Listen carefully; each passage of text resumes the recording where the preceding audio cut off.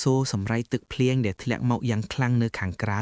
មិនអាចបំបិទសំឡេងដង្ហើមញាប់ញ័ររបស់មនុស្សដែលជាប់ក្នុងអន្ទាក់នៃសេចក្តីស្លាប់បានឡើយ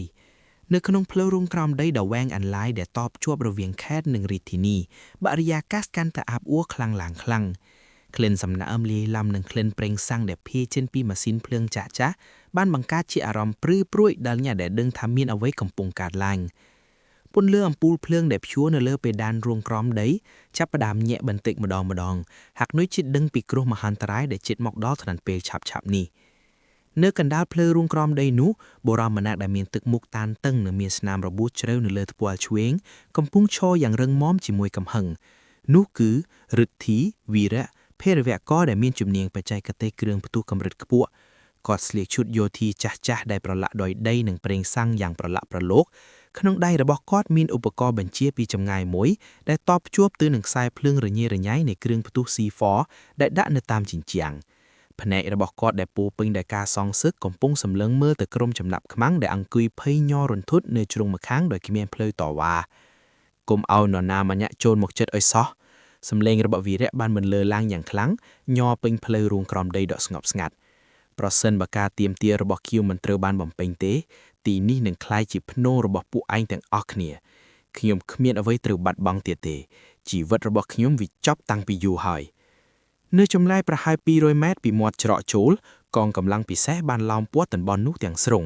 ភ្លើងឡានប៉ូលីសនិងឡានប៉ែតបានបញ្ចេញពន្លឺពណ៌ខៀវក្រហមឆ្លាស់គ្នាពេញបរិវេណដ៏ខ្មៅងងឹតនៃរាត្រីនោះក្នុងចំណោមភាពច្របូរច្របល់នោះបុរសម្នាក់បានដាវចេញមកដោយភាពស្ងប់ស្ងាត់បំផុតសុខសំណាងមន្ត្រីជំនាញដោះគ្រាប់បែកដែលមានបទពិសោធន៍រាប់រយដងកំពុងរៀបចំឧបករណ៍របស់គាត់យ៉ាងមហត់ចត់បំផុតសំណាងមានរាងកាយមាំមួននិងសម្បូរស្រអែមដែលឆ្លុះបញ្ចាំងពីការវឹកហាត់យ៉ាងធ្ងន់ធ្ងរអ្វីដែលសម្គាល់គាត់បានច្បាស់បំផុតនោះ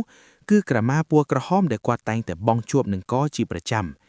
សម្រាប់គាត់ក្រមានេះមិនមែនគ្រាន់តែជាក្រណាត់ធម្មតានោះទេប៉ុន្តែវាជាសញ្ញានៃភាពអត់ធ្មត់និងជាគ្រឿងរំលឹកស្មារតីឲ្យមានចិត្តស្ងប់ក្នុងស្ថានភាពគ្រោះថ្នាក់បំផុតគាត់ដើរតម្រង់ទៅកាន់មេបញ្ជាការដែលកំពុងមានទឹកមុខបារម្ភយ៉ាងខ្លាំងស្ថានភាពយ៉ាងម៉េចហើយលោកមេបញ្ជាការសំណាងសួរដោយសំឡេងធ្ងន់និងមើងម៉ាត់អាក្រក់ណាស់សំណាង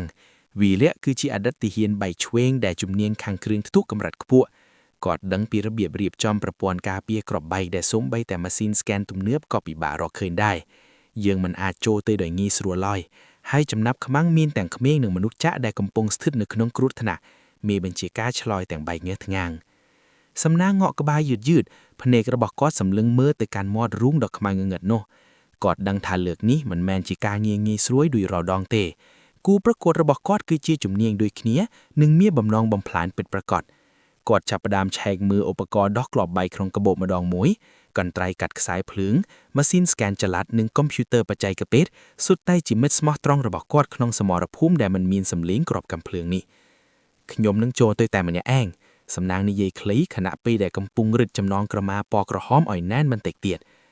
តែវាមិនគ្រោះថ្នាក់ពេកទេឬមេបញ្ជាការសួរទាំងបារម្ភប្រសិនបើយើងបញ្ជូនមនុស្សចូលទៅច្រើនវីរៈនឹងភ័យស្លន់ត្រាវហើយជិតបំផ្ទុះនៅភ្លាម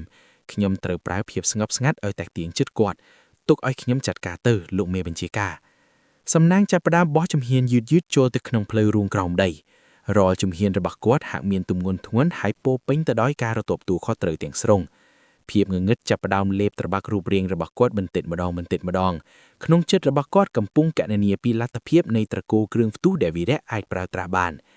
គាត់ដឹងថានៅក្នុងទីតាំងបែបនេះរលកនៃកម្លាំងផ្ទុះនឹងបំផ្លាញអ្វីៗក្នុងរង្វង់រាប់គីឡូម៉ែត្រនិងអាចបណ្ដាលឲ្យភ្នំខាងលើបាក់ស្រុតទៅជុំមកសត់នៅលើផ្លូវរូងនេះថែមទៀតនៅពេលដែលគាត់ដើរចូលទៅដល់ចំណុចដែលអាចមើលឃើញពន្លឺភ្លែតរបស់វីរៈសំណាងបានឈប់ងក់គាត់លើកដៃទាំងពីរឡើងខ្ពស់ដើម្បីបង្ហាញថាគាត់មានតែដំអាត់វុធហើយគ្មានចេតនាអាក្រក់អីថែមទៀតឡើយវីរៈ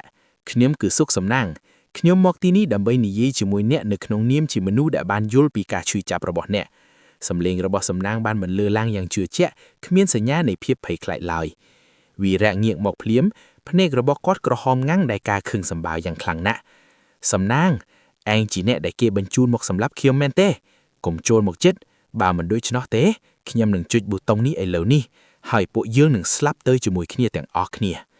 ភាពតានតឹងបានឈានចូលដល់កម្រិតកំពូលសំណាងសម្លឹងមើលទៅកាន់ឧបករណ៍ផ្ទុះដែលដាក់នៅក្បែរជើងចំណាប់ខ្មាំង នាฬิកាឌីជីថលនៅលើក្របបែកកំពុងរាប់ថយក្រោយយ៉ាងលឿង 9:59